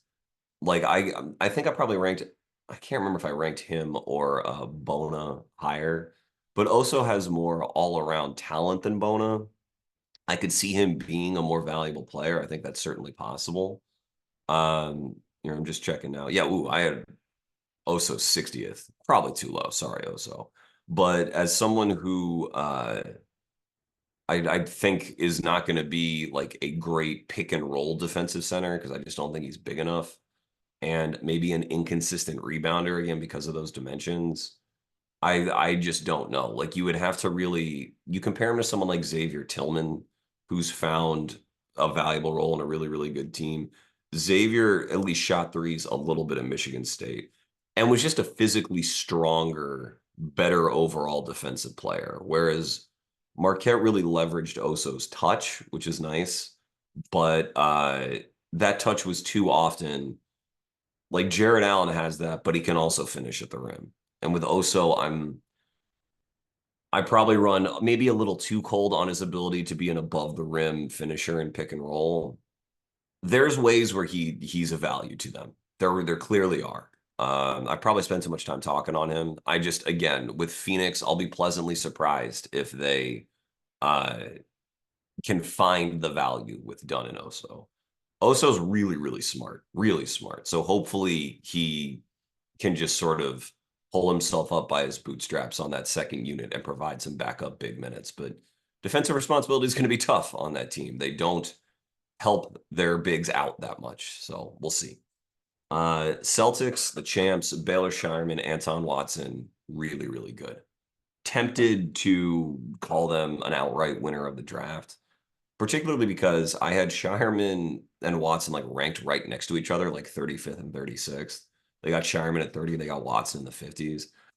Baylor is a classic. Like he's 23 years old now. He can be an NBA rotation player by like 25, I think. I think defensively as a mover, he's not great, but he has size. He has connected passing vision, clearly. Like he's a good passer. And he's a really, really good shooter. Probably one of the five best shooters in the draft. And has NBA range, has a little bit of a bag. Just old, and I think defensively is going to be rough. But you could very easily make the case that he's a better overall offensive player than Dalton Connect. Like very easily. Like I might actually believe that. Maybe I had Baylor too low. I don't know.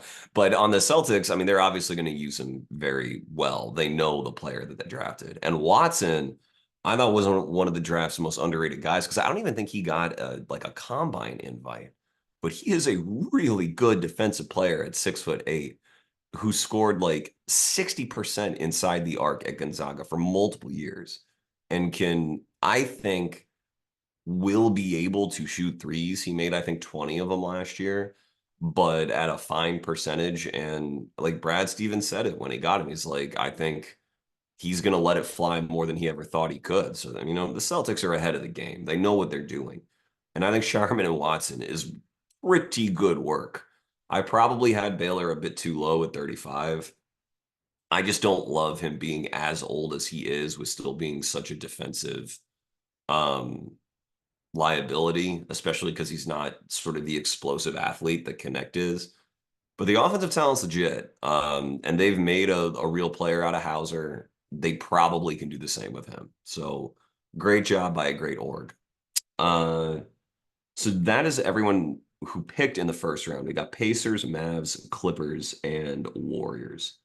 Um, Pacers, I'll dedicate a bit of time to because they got Johnny Furphy and Tristan. Enrique Freeman, too, who's a great story, but who I think is sort of just like a bench guy. He played at 5 in Akron and racked up a bunch of numbers playing at 5. Has a 7'2 wingspan, 6'6, bouncy, which is really good, but he's going to play on the wing in the NBA, which is just a different level of defensive responsibility and offensive responsibility. I think like a worthy pick, but this is about Furphy and Tristan. I had Furphy in the 20s. I had Tristan, I think, at 40. Tristan's most outstanding player of the last 2 Final Fours. I think he's an NBA player. I've said it on this podcast a lot and other podcasts. I love Tristan Newton. I think he has some of the best feel in this draft, particularly for drawing fouls, but also for just running pick and roll. He's played in big games. He has NBA size. He's a really good rebounder. I think he's a better shooter than the numbers indicate because he would take really audacious deep threes. I mean, there were plenty of games on UConn. Sorry, there are plenty of games where he was UConn's best player. The best team in the country's best player was Tristan Newton in at least several games. That's why he's been the most outstanding player in the Final Four the last 2 years. He was their offense. Like, even though it's a democratized offense, he was the steady hand making plays when they needed someone to run pick and roll and make a play. Tristan's an NBA player. Furphy, very interesting kid, turned 19 in December, so he's young. And I don't think Kansas really counted on him being much of a piece, but partially due to McCullough's injury and partially because Furphy was playing well before McCullough got hurt, they started starting him, I think, in December. And he has a knack for playing really hard at 6'9", crashing the glass, getting fouled because he drives, like when he drives to finish, he doesn't care. He's like, I'm going into people and I don't care. And he has like clear shooting touch because he shot, I think he made 43s on not a lot of usage because the ball wasn't coming to him a lot. They weren't prioritizing him in their offense. And he shot over 80% at the rim. Now, Kansas is a great college offense. They space 5 out. A lot of that probably was in transition. I understand. But 80% of the rim is 80% at the rim. And when McCullough went down, it's like Furphy did some more stuff off the dribble, and it was inconsistent because that was never going to be the plan. But I still think he showed enough to be intrigued by, enough where on his drives, his last step, which helped him finish so well at the rim, he would really cover ground his last step and plant and get himself angles that I thought were like better than you'd expect. Like, he's not a total stiff, is my point. And I think he's not a total stiff on defense. There were times where he got burned as a freshman in the Big 12, sure. But there are also times where I thought he did pretty well staying in front of guards and containing their drives and then challenging late with that sort of unexpected late bounce that helps him finish 80% at the rim. So I think Furphy has, and now they're in Indiana, which is like efficiency heaven because Carlisle only cares about threes and layups anyway. So that's great for Furphy, and they're gonna run, and that suits his style. Like, I think this was a very good selection. I had Furphy ranked above Wells and George, who we've already discussed, who I like. I like both of them. And I had Furphy above them both just because Furphy played the highest level of competition, and I think showed a lot um, as someone who not much was expected of. I could see Wells being better than him, but I think Furphy's probably a little bit better of a physical talent. Starting on the wing in the NBA, I don't know if he has the athletic chops to do that, but I think again, in a fourth, fifth rotational starter, he's a starter some nights, maybe some nights he's not. Over the course of his career, I think that's attainable for Furphy. And if the off the dribble stuff proves to be somewhat real, then he could possibly be better than that and be a more consistent starter. Who knows? I also think Kansas didn't use him much as a movement shooter. And I think he has the mechanics and the footwork to do it. I think he can be like a tall movement shooter as well, like a versatile offensive piece. And I think the Pacers should be very happy that they got him. Real quick, the Mavs took Melvin Ajansa. The Clippers took Cam Christie. The Warriors, Quentin Post. I had all these guys as draftable. I think I had Cam Christie as the highest rated. That's Max's younger brother. Like Max, he's entering the NBA very, very young. Like Max, he has athleticism deficiencies that it's going to take years to try to get something out of. Um, the Clippers are a good enough org that I will say that maybe they can develop him. When I watched Cam, he really was like, I'm going to get a pick and release a pull-up three. Like pull up three, pull up three, pull up three, 3-point volume, 3-point volume. Like he was almost trying to just take shortcuts to try to make himself a prospect. He has a little bit of pick and roll craft, but like he's really at a strength deficiency, like a pronounced one. Once he got inside the arc, there wasn't much that he could really do, in my opinion. But he has good size for someone who can handle the ball a little bit. Sort of an NQW, but with that shooting volume, maybe there's something there. Ajansa, the Mavs apparently really like. They think that he's a 3-and-D player. I don't know that his defense is really going to hold up. I don't know that he can really do anything inside the arc either. Again, give him a shot. He can be a high volume 3-point guy, but I don't know that in where the NBA is going, he can really get many minutes just because it's you got to be very athletic to hang, and you got to be able to do something inside the arc to hang, and I don't know that he can. Quentin Post, Warriors, uh, fun player, 7 feet tall with a huge standing reach. He's a big, big guy.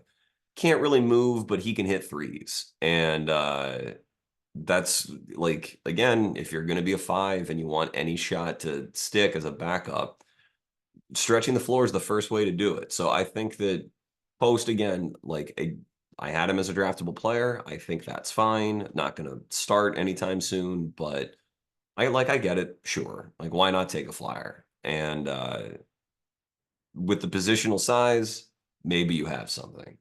And on that note, maybe we have something with this 2024 draft. It's been a pleasure to work on it, a pleasure to cover it.